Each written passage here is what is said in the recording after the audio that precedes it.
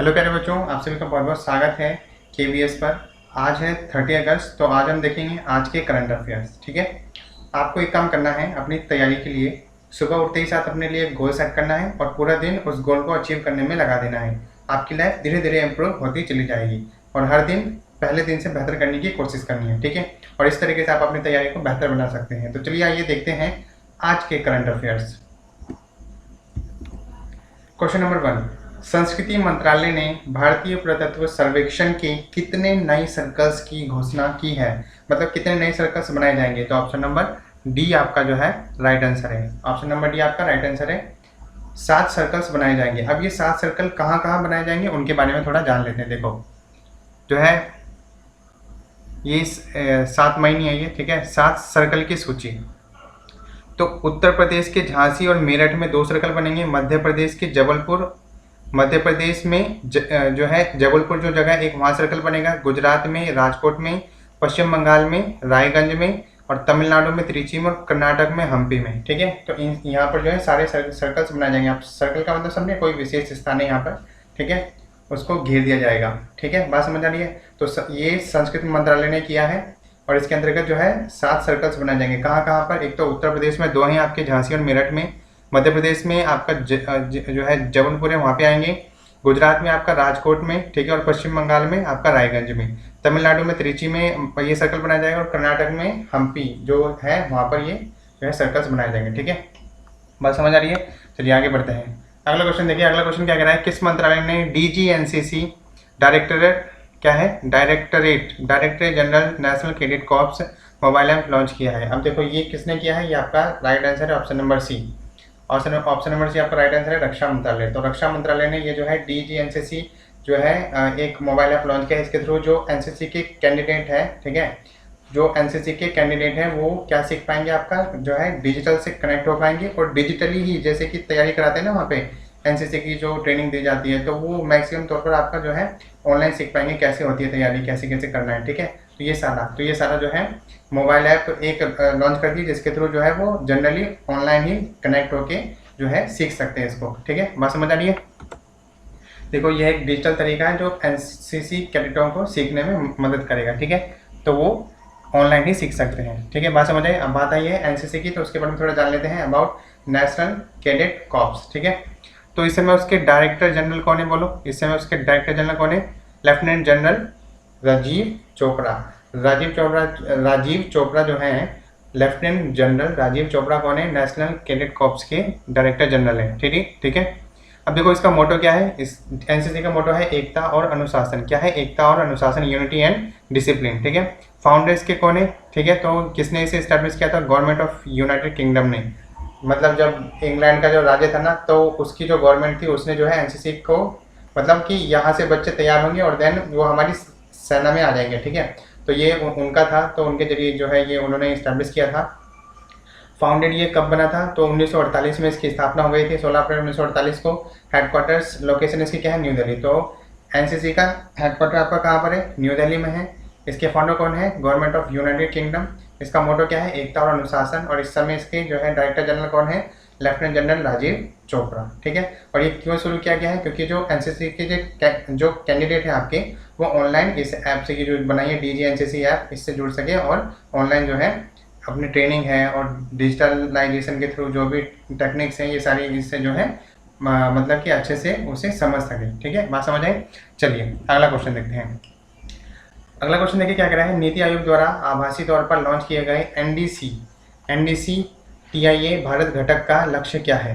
तो एक्चुअली देखो क्या है, ये NDC TIA आपका है क्या? ये नीति आयोग द्वारा ही लॉन्च किया गया है और इसमें आपका क्या किया जाता है कि मतलब कि जो आगे वर्तमान में जो आने वाले जितने भी प्रॉब्लम्स हैं और जो वर्तमान में चल रही है और भविष्य में आने वाली जितनी भी प्रॉब्लम्स हैं उन सभी पर चर्चा की जाती है और नए उद्देश्यों को सामने रखा जाता है। ठीक है, और आगे के विकास के विषय में सोचा जाता है। बस ये सिंपल यही है, NDC TIA। ठीक है, अब देखो इसके लिए क्या है, नीति आयोग द्वारा आभासी तौर पर लॉन्च किए गए NDC TIA भारत घटक का लक्ष्य क्या है? तो इसका लक्ष्य क्या है आपका? परिवहन विकार्बन। मतलब परिवहन विकार्बन का मतलब क्या है? परिवहन से जो आपका कार्बन निकलता है ना, जो पोल्यूशन होता है उसको कम करना। और इसके लिए उन्होंने जो इलेक्ट्रॉनिक जो आपकी आपके जो इंजन्स होते हैं इलेक्ट्रॉनिक इंजन, जैसे इलेक्ट्रॉनिक बैटरी से जो चलने वाली रिक्शा है, ठीक है, तो जो इलेक्ट्रॉनिक इंजन है उस बात पे जोर ज़्यादा दिया है कि अभी मैक्सिमम लोग जो हैं उसको हमें हटाना है, कार्बन को हटाना है ताकि पोल्यूशन हटे और बैटरी का यूज़ करें। तो उसके लिए जो है परिवहन विकार्बोनेट पर जोर दिया गया है। ठीक है, बात समझ आई। तो अब आइए नीति आयोग की। तो नीति आयोग के बारे में थोड़ा जान लेते, देखिए क्या है इसकी वेबसाइट आपको देखनी है। तो वेबसाइट का नाम क्या है इसका, नीति.government.in। फॉर्म ये 2015 में बना है नीति आयोग। ठीक है, ऑब्जेक्टिव के बारे में अगर मैं बताऊं तो इसका ऑब्जेक्टिव क्या है, मतलब एम क्या है, forester involvement and participation in the economic policy making process by the state government of India. तो ये निम्न तरीके की पॉलिसी निकालता है और उसे जो है लागू करने के लिए राज्यों को देता है। तो नीति आयोग का काम क्या है, पॉलिसी निकालना। ठीक है, अगला आपका क्या है, ज्यूरिडिक्शन किसकी ज्यूरिडिक्शन में आता है, किसके न्यायपालिका के अंतर्गत आता है, तो गवर्नमेंट ऑफ इंडिया के अंतर्गत ये आता है। इसका हेडक्वार्टर कहाँ पर है नीति आयोग का, तो हेडक्वार्टर है इसका न्यू दिल्ली में। और चेयरपर्सन इस समय कौन है इसके, नरेंद्र मोदी। तो जो भी प्राइम मिनिस्टर होते हैं ना जिस समय के, तो वही नीति आयोग के चेयरपर्सन होते हैं। ठीक है, बात समझ आ रही है। जो 2015 में ये स्टैब्लिश हुआ, इसके चेयरपर्सन है नरेंद्र मोदी, हेडक्वार्टर इसका न्यू दिल्ली में, गवर्नमेंट ऑफ इंडिया इसके ज्यूरिडिक्शन के अंडर में आता है। ठीक है, बात समझ आइए, आगे बढ़ते हैं। अगला क्वेश्चन देखिए, अगला क्वेश्चन क्या कह रहा है, नेशनल ई गवर्नेंस डिवीजन और CSC e governance services India limited ने नागरिकों को कौन सा है उपलब्ध कराने के लिए, अच्छा ये ऐप है आपका। ठीक है, कौन सा ऐप है जो उपलब्ध कराने के लिए एक समझौता ज्ञापन पर हस्ताक्षर किए हैं। तो एक्चुअली क्या है, नेशनल ई गवर्नेंस डिवीजन और CSC ई गवर्नेंस जो सर्विसेज हैं इंडिया लिमिटेड ने, उसने एक ऐप बनाया है जिस पर जो है 140 तरीके के जो उद्योग हैं, जो उद्योग धंधे हैं, ठीक है, डिफरेंट तरीके के टेक्निक्स हैं, उन सभी की जानकारी जो है उस ऐप पर डाली जाएगी। उसके लिए उन्होंने एक ऐप उमंग ऐप बनाया है। ठीक है, और इन दोनों ने जो है साझेदारी की है, जिसके थ्रू जो है उमंग ऐप पर 140 जो आप देख रहे हैं 140 जो विभाग है मतलब, ठीक है, तो डिफरेंट तरीके की जो इन्फॉर्मेशंस हैं गवर्नेंस से रिलेटेड, जो गवर्नमेंट है आपके, गवर्नमेंट से रिलेटेड जो 140 प्रकार के जो सेवाएं दे रही हैं गवर्नमेंट में, तो उन सभी की जानकारी आपकी उमंग ऐप पर आपकी जो है प्रोवाइड की जाएगी, जिसके थ्रू जो है लोग इसको जो है समझ सकेंगे। ठीक है, और जिसको अगर किसी को जॉब भी करनी है तो वो इसको अच्छे से समझ के इसको अप्लाई कर सकेगा। ठीक है, तो ये ग्रामीण स्तर पर हुआ है नागरिकों को जो है बढ़ावा देने के लिए। बात समझ आ रही है। तो इससे उनको लाभ भी पहुंचेगा क्योंकि लोग जान पाएंगे गवर्नमेंट की स्कीम क्या है, लोग गवर्नमेंट चाहती क्या है, और इस हिसाब से वो अपने स्किल को डेवलप कर पाएंगे और उनके लिए जो है रोजगार के साधन अपने आप डेवलप होते चले जाएंगे। ठीक है, बात समझ आ रही है। तो उमंग ऐप जो है बनाई गई है। अगला देखेंगे, अगला क्वेश्चन देखिए क्या है, किस बैंक ने भारतीय युवाओं के लिए लिबर्टी सेविंग अकाउंट सेवा शुरू की है। तो आपका राइट आंसर क्या है, option number A, axis bank. तो एक्सिस बैंक ने क्या किया है, भारतीय युवाओं के लिए लिबर्टी सेविंग अकाउंट जो है सेवा शुरू की है। ठीक है, बात समझ आइए। अब देखो ये लिबर्टी सेविंग अकाउंट सेवा क्या है एक्चुअली क्या, देखिए जो कोविड-19 का जो दौर चल रहा है उसमें किसी की तबीयत कभी भी खराब हो सकती है, तो उस समय में आपके जो है ये इसके लिए जब आपका ये जो सेविंग अकाउंट है ना, इस समय इसको खोलने के लिए कम से कम मिनिमम बैलेंस पर महीना 25,000 होने चाहिए और 20,000 रुपये सालाना आपको गवर्नमेंट देगी। 20,000 रुपये सालाना आपको गवर्नमेंट देगी इस जो है लिबर्टी सेविंग अकाउंट के थ्रू, और जो है 20,000 देगी सालाना, और साथ ही जो 25,000 है आपके अकाउंट में मिनिमम जो बैलेंस आपका होना चाहिए। ठीक है, तो एक साल के अंदर में आपके पास 20,000 आ जाएंगे यहाँ पर। ठीक है, 25,000 के थ्रू। अब इसमें होगा क्या कि जो कोविड-19 से जूझ रहे हैं उनको करने में, उनको जो है बचने में, और उनकी थोड़ी जो है फाइनेंशियल हेल्प हो जाएगी। तो उसके लिए ये जो है एक्सिस बैंक ने ये शुरू किया है। ठीक है, बात समझ आ रही है। इसके बारे में थोड़ा विस्तार से जाना। देखो अब ये जो अकाउंट है लिबर्टी सेविंग अकाउंट, इसके जरिए होगा क्या, देखो इसके जरिए जो है 15,000 की वार्षिक बचत 1 वर्ष में होगी, और 1 वर्ष में, ठीक है, 15,000 की एक तो वार्षिक बचत होगी, साथ ही 1 वर्ष में 4 बार हवाई अड्डे के लिए लॉन्च नहीं है, लॉन्च जो रहता है ना उस हवाई अड्डे का जो लॉन्च रहता है उसके उपयोग करने की आपको अनुमति है। कैशबैक और गिफ्ट वाउचर आदि सारी फैसिलिटी प्रोवाइड की जाएगी इसके थ्रू, किसके थ्रू, लिबर्टी सेविंग अकाउंट के थ्रू। और इसके लिए ग्राहकों के अकाउंट में मंथली न्यूनतम 25,000 का बैलेंस होना जरूरी है, और ये प्रतिवर्ष जो है 20,000 रुपये अस्पताल नगर निगम कवर प्रदान करती है। कहने का मतलब क्या है, अगर आप ये अकाउंट खुलवाते हैं, 25,000 आपके अकाउंट में है, तो 1 साल के बाद आपके अकाउंट में 20,000 रुपये ट्रांसफर कर देगी गवर्नमेंट। ठीक है, बात समझ आई। उसकी सुविधा ये सब है। तो कैशबैक जितनी भी फैसिलिटी है वो सारी ये लिबर्टी सेविंग अकाउंट के थ्रू जो है प्रोवाइड करेगा कौन, एक्सिस बैंक। अब बात आई है एक्सिस बैंक की, तो उसके बारे में थोड़ा जान लेते हैं। देखिए इस समय इसके CEO कौन है, तो इस समय इसके CEO हैं अमिताभ चौधरी, अमिताभ जो कि 1 जनवरी 2019 से लगे हैं। तो इस समय इसके CEO कौन है एक्सिस बैंक के, अमिताभ चौधरी। हेडक्वार्टर इसका कहाँ पर है, इसका हेडक्वार्टर है कहाँ पर, मुंबई में। और फाउंडेड ये कब बना था, 1993 में बना था, और अहमदाबाद में उस समय इसका हेडक्वार्टर था, बट लेकिन बाद में शिफ्ट हो गया मुंबई में। ठीक है, बात समझ आ रही है। तो एक्सिस बैंक जो है ये कब बना, 1993 में आपका बना है, इसका हेडक्वार्टर मुंबई में है, और CEO इसके कौन है, अमिताभ चौधरी। बात समझ आई। चलिए आगे बढ़ते हैं। अगला क्वेश्चन देखिए, अगला क्वेश्चन क्या कह रहा है, क्रिकेट ग्राउंड नामक पुस्तक भारत के निम्नलिखित में से किस खोज पर आधारित है। तो ये जो क्रिकेट ग्राउंड जो पुस्तक है ये जो है किसके ऊपर बेस्ड है, किस खोज पर आधारित नहीं है, किस कोच पर आधारित है, किस कोच पर। ठीक है, तो क्रिकेट ग्राउंड नामक पुस्तक जो है भारत के निम्नलिखित में से किस कोच पर आधारित है। तो आपका राइट आंसर क्या होगा, option number C, Vasudev Jagannath Paranjpe. क्या है, वासुदेव जगन्नाथ प्रांजपे, इन पे बेस्ड है। और एक्चुअली क्या है, ये कोच हैं, तो इन्होंने जो है सचिन तेंदुलकर आपके हो गए, और राहुल द्रविड़ हो गए, रोहित शर्मा हो गए, इन सभी को ट्रेन किया है, और इन सभी के बारे में भी इस पुस्तक में वर्णन किया गया है। ठीक है, बात समझ आ रही है। तो वासुदेव जगन्नाथ प्रांजपे जो है क्रिकेट ग्राउंड जो ये पुस्तक है इन्होंने लिखी है। ठीक है, बात समझ आई। आगे बढ़ते हैं। देखिए अगला क्वेश्चन क्या कह रहा है, दुनिया के सबसे बड़े और सबसे तेज हाइब्रिड क्वांटम कंप्यूटर के जो है निर्माण के लिए IIT एलुमिनाई परिषद ने किस देश के साथ साझेदारी की है। तो आपका राइट आंसर क्या होगा, ऑप्शन नंबर बी, रसिया के साथ जो है साझेदारी की है। रसिया के साथ साझेदारी करके ये जो है एक बहुत ही बड़ा और सबसे तेज हाइब्रिड क्वांटम कंप्यूटर बनाएगा। आप सभी जानते हैं क्वांटम, जिन्होंने फिजिक्स में पढ़ा होगा, तो क्वांटम स्पीड कितनी खतरनाक होती है। आपने वो आंटमैन वाली भी देखी होगी, तो वो क्वांटम पर ही बेस्ड है। ठीक है, तो ये आपका जो है, तो इसके साथ जो है रूस के साथ साझेदारी की है, जिसके थ्रू वो क्वांटम बेस्ड कंप्यूटर बनाएंगे, जो कि एक हाइब्रिड कंप्यूटर है, और ठीक है, और बहुत ही तेज टेक्निक से चलेगा। ठीक है, कैलकुलेट बहुत जल्दी करेगा। बात समझ आइए।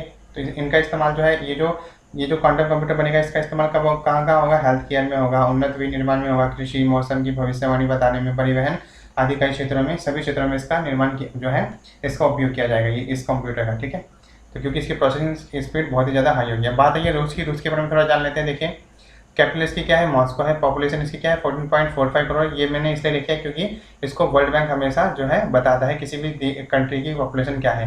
प्रेसिडेंट इसके कौन है, व्लादिमीर पुतिन है। करेंसी के बारे में बात करते हैं तो रशियन रूबल है इसकी, मतलब रूबल है इसकी करेंसी। प्राइम मिनिस्टर यहाँ के कौन है, मिखाली मिशुतिन। क्या है कौन है, मिखाली मिशुतिन जो है प्राइम मिनिस्टर है रशिया के, और व्लादिमीर पुतिन जो है प्रेसिडेंट है। ठीक है, बात समझ आ रही है। आगे बढ़ते हैं। अगला क्वेश्चन देखिए, अगला क्वेश्चन क्या कह रहा है, अंतर्राष्ट्रीय भूगोल पुरस्कार 2020 जीतने वाले जो है सबसे युवा लेखक कौन है। तो आपका राइट आंसर कौन है, सॉरी युवा लेखक कौन है। तो युवा लेखक कौन है आपका, मैरीके लुकास रीजनेवेल्ड। मैरीके लुकास रीजनेवेल्ड ये जो है डच की हैं। ठीक है, इन्होंने लिखा है एक जो है उपन्यास लिखा है, जिसके लिए उन्हें जो है अंतर्राष्ट्रीय भूगोल पुरस्कार दिया गया है। इनका नाम क्या है, मैरीके लुकास रीजनेवेल्ड, ये डच से हैं। ठीक है, इनके साथ साथ जो है एक और व्यक्ति हैं जिन्होंने उस डच भाषा का जो है अंग्रेजी अनुवाद किया है। ठीक है, देखो क्या है उपन्यास, इनका उपन्यास क्या है, डिस्क मोड ऑफ इवनिंग, इनका एक उपन्यास है जिनके लिए जो है इन्हें अंतर्राष्ट्रीय भूगोल पुरस्कार दिया जा रहा है। ये डच भाषा में इन्होंने लिखा है, और इसका अंग्रेजी अनुवाद किसने किया है, मिशेल हचिसन ने किया है। किसने किया है, मिशेल हचिसन ने किया है, क्योंकि आप सभी को पता है इंग्लिश एक इंटरनेशनल लैंग्वेज है। ठीक है, जिसके लिए जो है $66,000 का जो है नगद पुरस्कार दिया जाएगा, और जो दोनों में बराबर बांट दिया जाएगा। ठीक है, बात समझ आ रही है। तो अंतर्राष्ट्रीय भूगोल पुरस्कार किसको मिला है, मैरीके लुकास रीजनेवेल्ड को मिला है, जो कि डच की लेखिका है। ठीक है, अब देखिए अगला क्वेश्चन क्या कह रहा है, केंद्रीय सड़क मंत्री ने किस राज्य में 11,000 करोड़ रुपए से अधिक की 45 राजमार्ग परियोजनाओं का उद्घाटन किया है। तो ये आपका राइट आंसर क्या है, ऑप्शन नंबर सी, मध्य प्रदेश में। ठीक है, तो जो सड़क मंत्री आपके नितिन गडकरी, उन्होंने जो है 11,000 करोड़ का इन्वेस्टमेंट किया है मध्य प्रदेश में। 45 राजमार्ग बनाए जाएंगे, जिसके थ्रू वहाँ की सुविधा, आने जाने की सुविधा, और वहाँ जो मध्य प्रदेश है जो ग्रामीण इलाका है वो काफ़ी डेवलप हो पाएगा, और वहाँ पर जो है रोजगार के साधन लोगों के लिए उपलब्ध हो पाएंगे। ठीक है, तो इसके लिए जो है 11,000 करोड़ का इन्वेस्टमेंट मध्य प्रदेश में किया गया है। तो देखिए क्या है, केंद्रीय सड़क परिवहन राजमार्ग और MSME मंत्री श्री नितिन गडकरी, आपको ये ध्यान रखना है, केंद्रीय सड़क परिवहन राजमार्ग और MSME जो उद्योग मंत्री हैं वो भी आपके कौन है, नितिन गडकरी। इन्होंने जो है मध्य प्रदेश के लिए 45 राजमार्ग परियोजनाओं के लिए का उद्घाटन किया और शिलान्यास भी किया है। साथ ही इसके बैठक की अध्यक्षता किसने करी है? मध्य प्रदेश के मुख्यमंत्री शिवराज सिंह चौहान ने करी है। ठीक है, अब बात आई मध्य प्रदेश की, तो मध्य प्रदेश के बारे में जान लेते हैं। इसकी कैपिटल क्या है? मध्य प्रदेश की भोपाल है। और चीफ मिनिस्टर कौन है? वो आपके शिवराज सिंह चौहान। आप इसको ऐसे भी याद रख सकते हैं, मध्य में कौन होते हैं? शिव है, तो शिव चाहे जो है ब्रह्मा विष्णु के बीच में कौन है? शिव है, तो शिवराज सिंह चौहान। ठीक है, गवर्नर के बारे में बात करते हैं, तो गवर्नर अभी कौन बने? आनंदीबेन पटेल। साथ ही ये आनंदीबेन पटेल उत्तर प्रदेश की भी गवर्नर है। ठीक है, तो इन्होंने मध्य प्रदेश का कार्यभार संभाला है। ठीक है, और डिस्ट्रिक्ट यहाँ पे कितने हैं? तो 52 डिस्ट्रिक्ट है। कहाँ पर? मध्य प्रदेश में। बात समझ आई? अगला क्वेश्चन देखो, अगला क्वेश्चन क्या कह रहा है? भारत से पांचवी आभासी ब्रिक्स उद्योग मंत्री बैठक का संबोधन किसने किया है? तो ये संबोधन कौन करेगा? सोम प्रकाश ने। किसने किया है? सोम प्रकाश ने ये जो है किया है। अब देखो ब्रिक्स के बारे में थोड़ा जान लो। देखो ये ब्रिक्स एक्चुअली क्या है? ये एक संस्था है 5 देशों की, इसलिए इसको 5G बोलते हैं। ठीक है, 5वीं आभासी और 5G। तो ब्राज़ील, रूस, भारत और दक्षिण अफ्रीका और साथ में चीन भी है। ठीक है, चीन भी है। तो ब्राज़ील, रूस, भारत, चाइना और दक्षिण अफ्रीका, ये पांचों के पांचों हैं जो कि ब्रिक्स को बनाते हैं। ठीक है, तो ब्रिक्स की ये संस्था है। थोड़ा ब्रिक्स के बारे में हम जान लेते हैं। देखिए क्या है ब्रिक्स आपका बना कब? ब्रिक्स आपका 2006 में बना है और फॉर्मेशन इसका 2009 में हुआ। इसकी स्थापना 2006 में हुई थी, लेकिन पूरी तरीके से बनके तैयार हुआ आपका 2009 में। ऑफिशियल लैंग्वेज इसकी जाहिर सी बात है 5 देश है, तो 5 देशों की ऑफिशियल लैंग्वेज पुर्तगीज़ है, रशियन है, हिंदी शामिल है क्योंकि इंडिया की हिंदी शामिल है, और चाइना की चाइनीज़। ठीक है, और आपकी साउथ अफ्रीका में भी इंग्लिश ही बोली जाती है। बात समझ आ रही है? ठीक है, अब देखो यहाँ पे स्टेट लीडर्स आपके कौन कौन से? जाहिर सी बात है इन पांचों देश के जो लीडर्स हैं, जैसे जेयर बोल्सोनारो कहाँ के हैं? ये आपके ब्राज़ील के हैं, Jair Bolsonaro. Vladimir Putin Russia के हैं, नरेंद्र मोदी इंडिया के हैं, शी जिनपिंग साउथ अफ्रीका के हैं। चाइना के कौन है? Cyril Ramaphosa. नहीं, शी जिनपिंग तो चाइना के हैं, और साउथ अफ्रीका के कौन है? Cyril Ramaphosa. ये सारे प्राइम मिनिस्टर्स के बारे में बात की जा रही है। ठीक है, अगले देखो लीडर्स, तो ये सारे वही हैं आपके। और फाउंडर्स कौन कौन है? इंडिया, चाइना, रशिया, ब्राज़ील और एक और है। कौन है? कौन सा देश बन गया? ब्राज़ील है आपका, हो गया रशिया, हो गया रूस, हो गया चीन और साउथ अफ्रीका। ठीक है, तो ये सारी ही बातें मैंने आपको ब्रिक्स के बारे में बताई। आई होप आपको पूरा कंटेंट अच्छे तरीके से समझ आ गया होगा। इसका सिंबल आप ब्रिक्स का ऐसे देख सकते हैं। ठीक है, तो चलिए मैं आपको थोड़ा चैनल के बारे में बता देता हूँ। ये हमारा व्हाट्सअप नंबर है 8630827109। तो आप PDF के लिए, मेरे पास PDF देने के लिए जो है कोई सोशल साइट अवेलेबल नहीं है, तो इसलिए मैं PDF जो है व्हाट्सएप के थ्रू देता हूँ। और साथ ही मेरा जो टेलीग्राम चैनल है उसका लिंक यहाँ पर है, आप चाहे तो वहाँ पर जाके चेक भी कर सकते हैं, KBS। ठीक है, तो आपको वहाँ पर मिल जाएगा, वहाँ पर सारा कंटेंट अवेलेबल होता रहता है रोज़ के रोज़। तो PDF देने के मेरे पास ये 2 मीडियम है। ठीक है, तो इनके थ्रू मैं PDF आपको प्रोवाइड करा सकता हूँ।